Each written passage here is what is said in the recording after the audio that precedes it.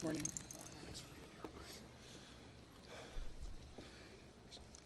In Minneapolis, when a tragedy strikes, there's one word that summarizes what is most important, and that word is integrity. This is not the time to bend the rules. This is a time to follow the law. This is not a time to hide from the facts. This is a time to embrace them, making sure that we're pushing for transparency every step of the way.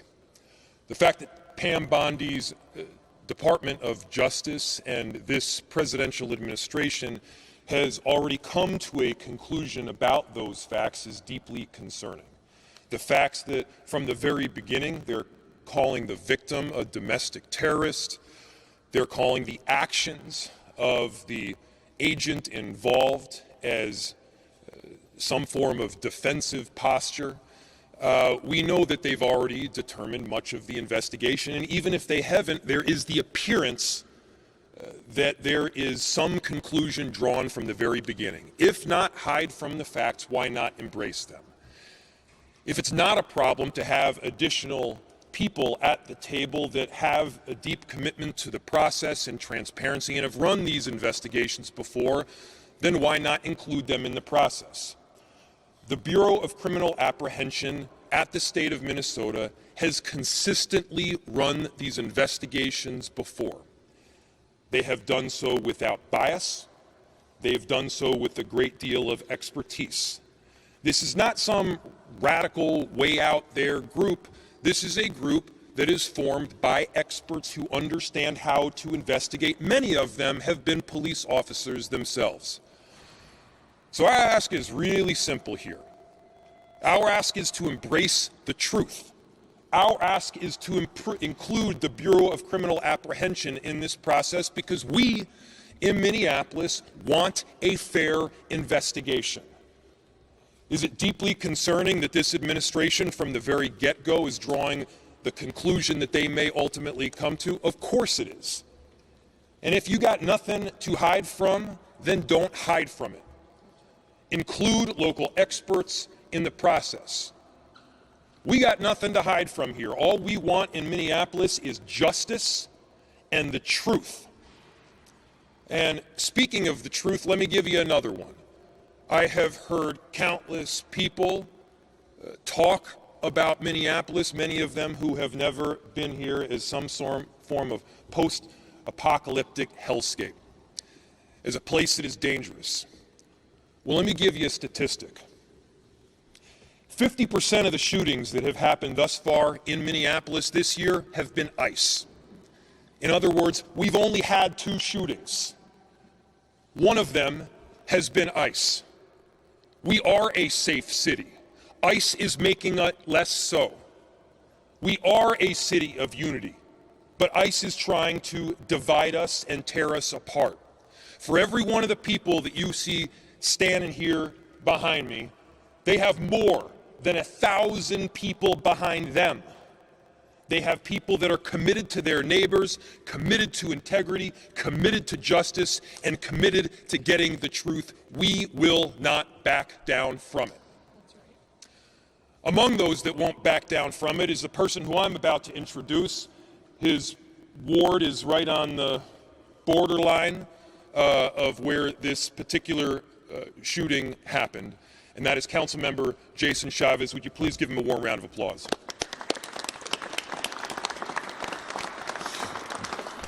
Good morning. My name is Jason Chavez, and I have the privilege of representing Ward 9 on the Minneapolis City Council, where ICE murdered Renee Good.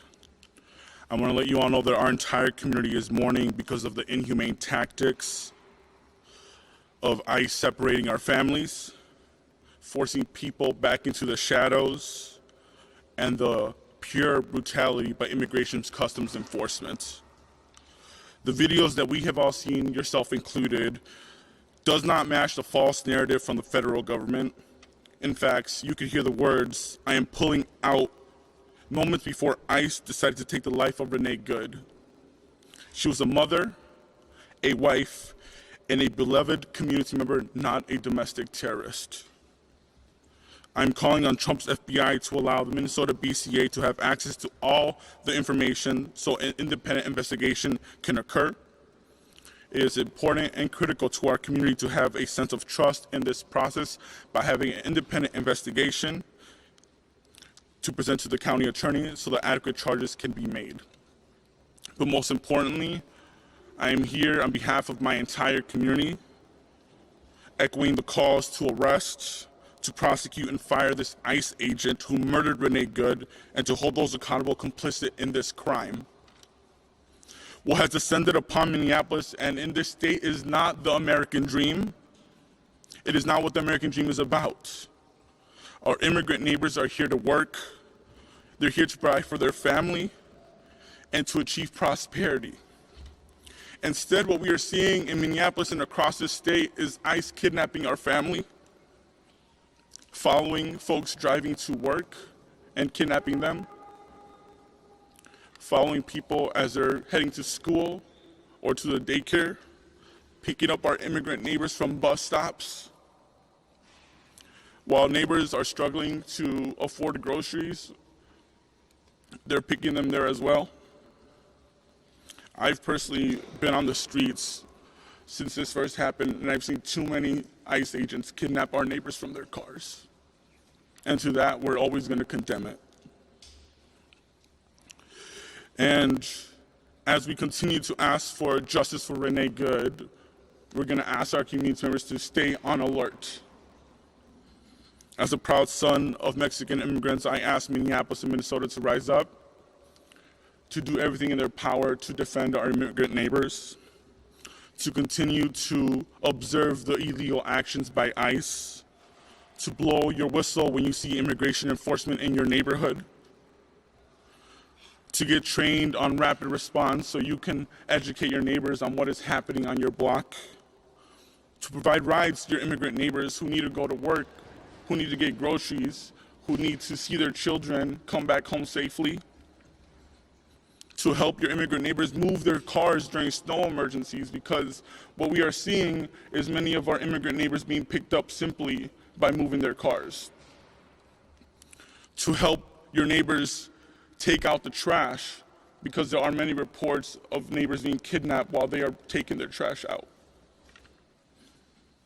To support our immigrant-owned businesses, to drop off groceries to our children, mothers, fathers, our community members that are starving, and to let know that ICE is not welcome in this city and in this state. And lastly, we're here to demand justice for Renee Good.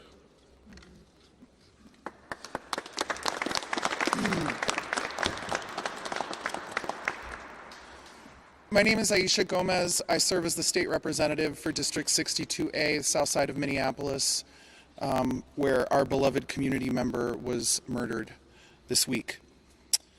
I'm so grateful to Councilmember Chavez for explaining this moment to us and calling on us as a community into this struggle that our neighbors are facing.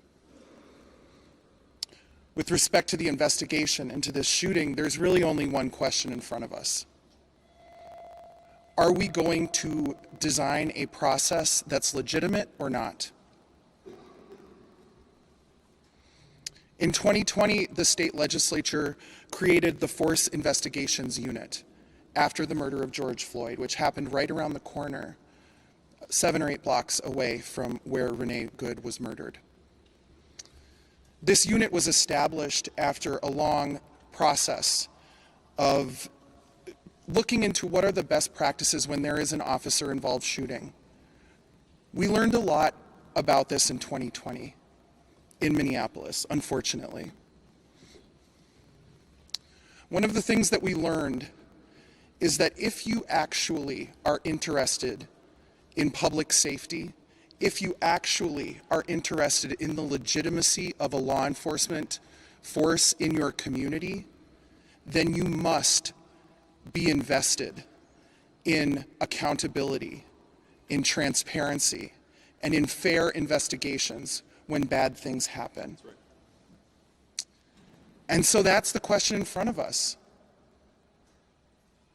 Do we want a legitimate investigation that pulls in the professionals of the Minnesota Bureau of Criminal Apprehension who are trained to do this, who have done this over and over, who have the kind of local connections and local legitimacy that the FBI could just never have because they don't have that kind of presence here?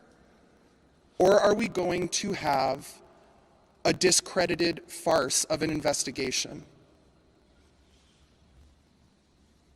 And so as a group of elected representatives who are deeply invested in the safety of our community, and thus in the legitimacy of these processes, we call on the FBI to share the evidence with the Force Investigations Unit at the BCA and have this be a legitimate and trusted investigation. Thank you.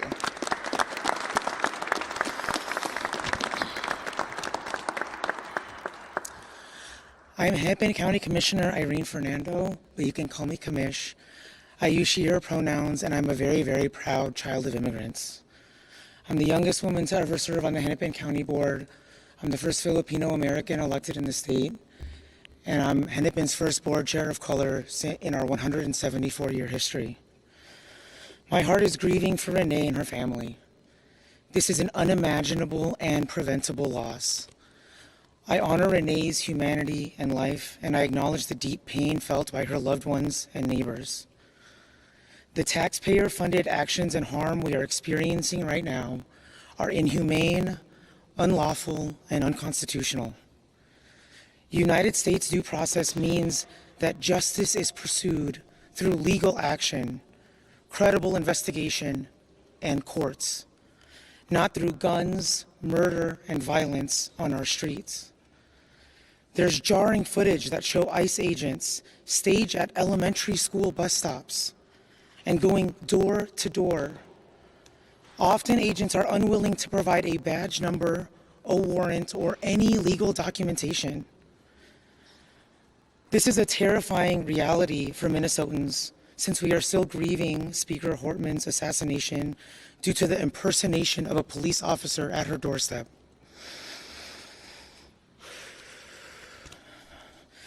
Our community has experienced a national spotlight with law enforcement shootings, which required significant change and reform on how such cases are examined, investigated, and communicated to the public.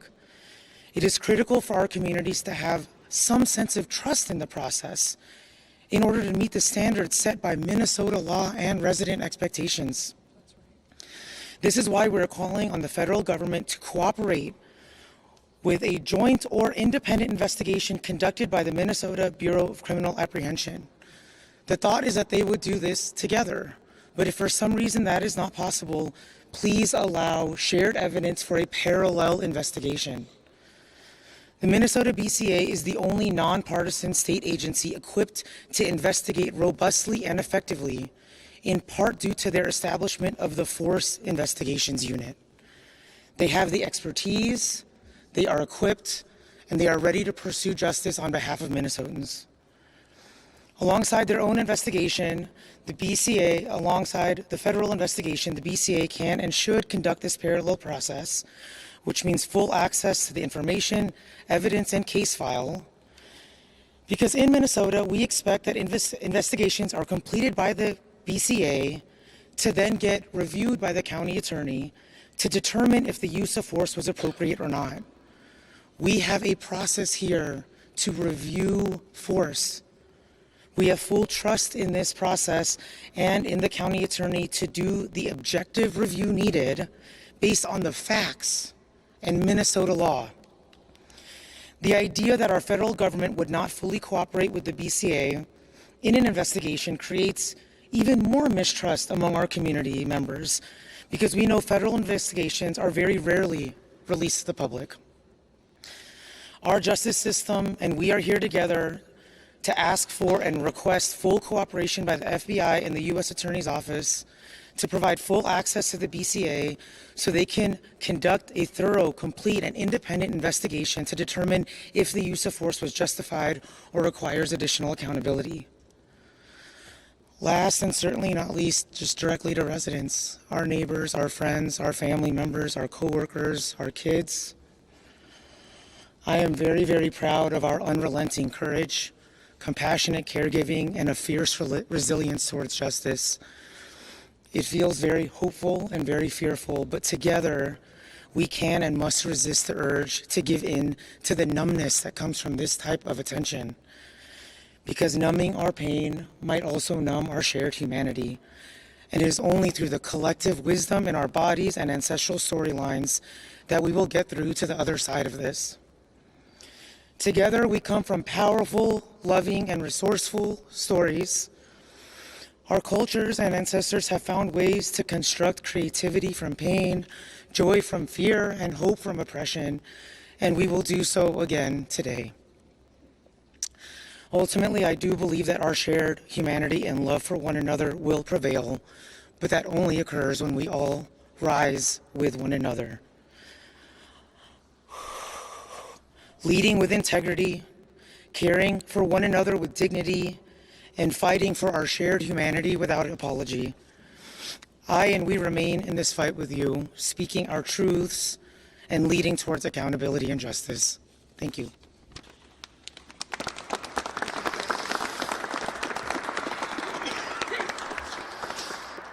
Good morning, everybody. I am State Senator Zaida Mohammed.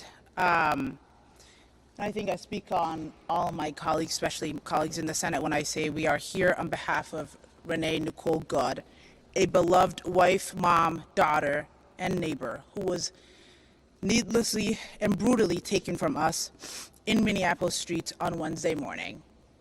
That night, thousands of us gathered at the site to grieve the loss and to mourn Renee and to rally for justice. Everything I have learned about Renee, about her humanity and compassion, tells me she would have been there with us, speaking truth to power and turning pain into poetry. This federal government has given us too many reasons to not trust them to do the right thing. There are thousands of agents were sent here under a false pretense in the minutes after an agent, and the minutes after an agent's shot, they refused to render aid. And their leaders have used every opportunity since this tragedy to lie about the facts, to lie about Renee, and to blame her for her own murder. There were many witnesses to Renee's murder, and the horrific videos we have seen make us all witnesses. This was a crime in broad daylight, and the attempt to cover it up is another. Renee is owed the same rights we promise to every American: due process, respect, and truth. We know what we saw, and everything short of a full and an honest investigation is an insult to her memory. Everything she stood for, and everything we stand for as Americans. At 10 o'clock today, we will honor the life and legacy of Renee Nicole Good with a moment of silence. Every moment before that and every moment after that, we will honor Renee by remembering our neighbor and calling for justice at the top of our lungs. And with that, we will take questions. Josh Einiger from MS Now. Yesterday, at her event in New York, the Homeland Security Secretary was actually asked specifically about the information sharing and the ability for locals to take some sort of investigative role here. And her answer was basically, well, they refuse to investigate illegal immigration, so why should we let them do that? I guess I'm wondering if that continues to be the answer to public pressure. Are there legal remedies at the city, the state, the county attorney level that would allow an investigation at the local level somehow? So the question stemmed from an answer from a press conference that happened in New York City just yesterday, where it was asked, what is the general process for doing this? Are there legal remedies that are available at the city, county, state level, et cetera, where we would have the ability to move forward with either some form of investigation or prosecution? First, there is some precedent that is important here. There have been instances in the past where there was some form of shooting or an officer-involved killing that took place by federal agents or U.S. Marshals or beyond that did have local and state entities in control. By the way, we're not even talking just about full control here. We're talking about being at the table. We're talking about an investigation that includes the Bureau of Criminal Apprehension. And for those that may say that we have a predetermined outcome, we are not the ones that are conducting the investigation. The investigation would be conducted by the Bureau of Criminal Apprehension. They are well equipped to do it. They have a long track record of doing thorough investigations and, by the way, coming to results that both saw culpability and a lack thereof. As far as the legal mechanism to do so, I'm not going to jump the gun here and give you a mechanism to prosecute through the county or the state before we actually know what that legal remedy looks like. But I can assure you there is potential there that is available. Mr. Mayor, you talked about the presumptive determinations that you feel like the administration has made. They've also been saying, kind of looking ahead to the weekend, what do you make of the administration saying ICE operations will continue, they're sending Border Patrol agents in, effectively doubling down in the wake of this? Well, I think what this does ultimately is expose the truth. What did they say when they came in here? What has this administration stated as their reason for coming into cities around the country? The reason that they've stated, safety, driving down crime. We'll let our statistics speak for the trajectory. They are clearly driving crime up. Up until last night, we hadn't had any shootings in this city other than ICE. Our city is safe. Our city is welcoming. They are making it less so. And so it is a massive issue that they continue to exert their presence in Minneapolis and beyond. By the way, it's not just our city that is feeling the impact. I know that there are a number of legislators behind me that can speak to that. This administration has also said that they're very pro-business. That's also garbage. I don't have a specific statistic other than anecdotal evidence to point to, but they have had a massive and detrimental impact on a number of corridors throughout our city, including like 80% reductions in customer base along East Lake Street and many other corridors throughout the city. And so bad for business, bad for safety, bad for unity, bad for democracy, and bad for this republic. We want them out. Let's go over here and then go over there. If there is no full independent investigation of this shooting, what will the effect of that be?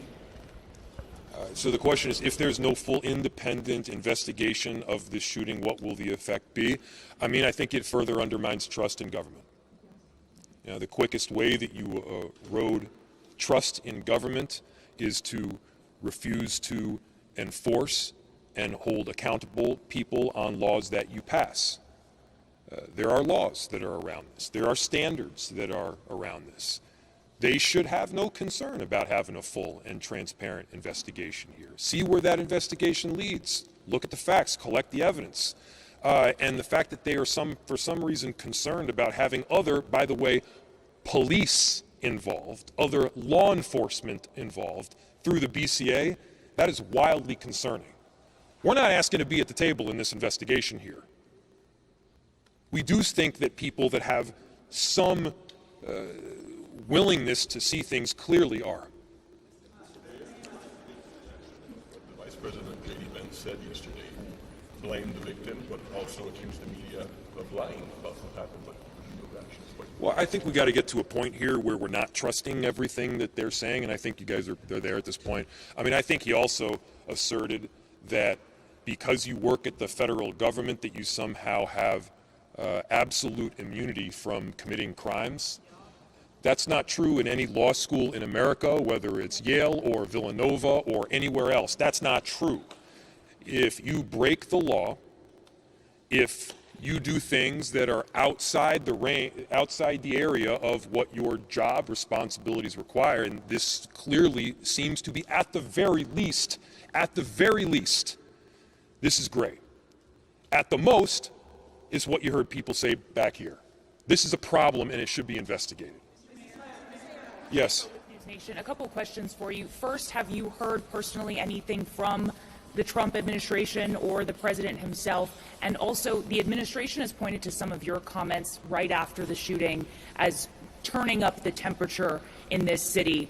Yesterday, we did see some protest that, turned volatile at times. There was pepper spray, there was tear gas. Do you stand by your statements to telling ICE to get out? They stand by their statements. Do you stand by your statements? Yes. I stand by my statements. We stand by our statements. I'll look back to what I said. What I said was it was reckless abuse of power. Yes, it was a reckless abuse of power.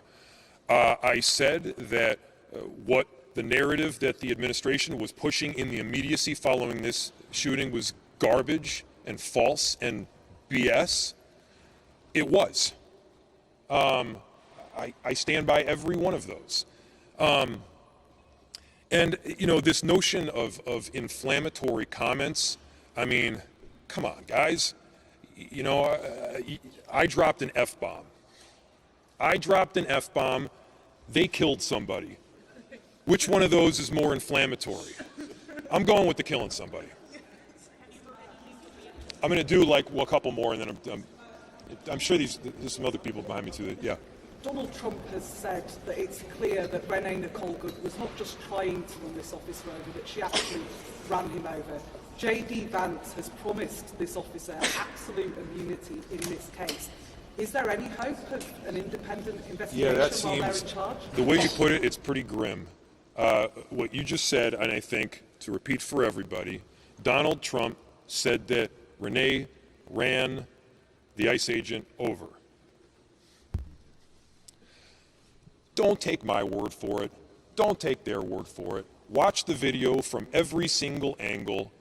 I mean, the ICE agent walked away with a hip injury that he might as well have gotten from closing a refrigerator door with his hips. He was not injured. I've seen worse injuries from doing that. And so give me a break. No, he was not ran over. He walked out of there with a hop in his step. And so we just got to get to the point where we're at least operating from, hey, this is we're looking at it on the video screen, this is what we're seeing, can we all see that he wasn't run over? And then, J.D. Vance, this concept of absolute immunity is pretty bizarre. Very concerning. It's extremely concerning. That's why we're asking for the BCA to be part of the investigation. We have time for about 2 more questions. Someone have a question for someone?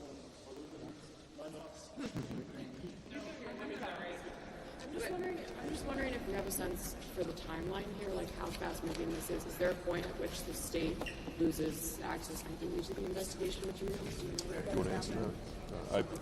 I don't know the exact timeline, but I imagine the answer is yes. Go for it. Jamie Long, State Representative, Minneapolis Representative.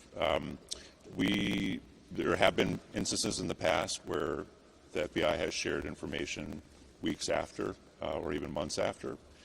It would be much better if the Bureau of Criminal Apprehension were able to be involved right now. There is time-sensitive evidence. There are memory lapses that happen if you aren't able to interview witnesses right away.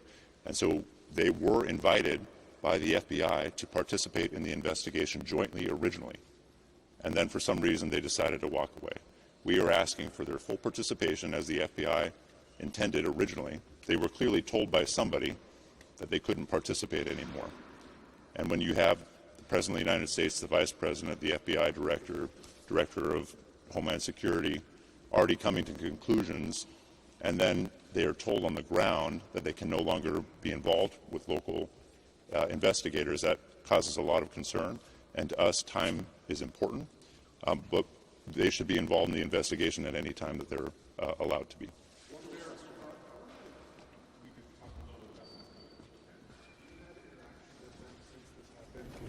Can you describe that or talk a little bit about that? So the question is whether I can talk or describe about interactions with Ms. Good and who she was as a person. It would be completely inappropriate for me to do so because there are other people that really knew her, and I did not. Thanks, everyone. Appreciate it. Thanks, everybody. Yeah. Okay, thank you. Thank you. Hi, sorry. I didn't realize how far away you were. What?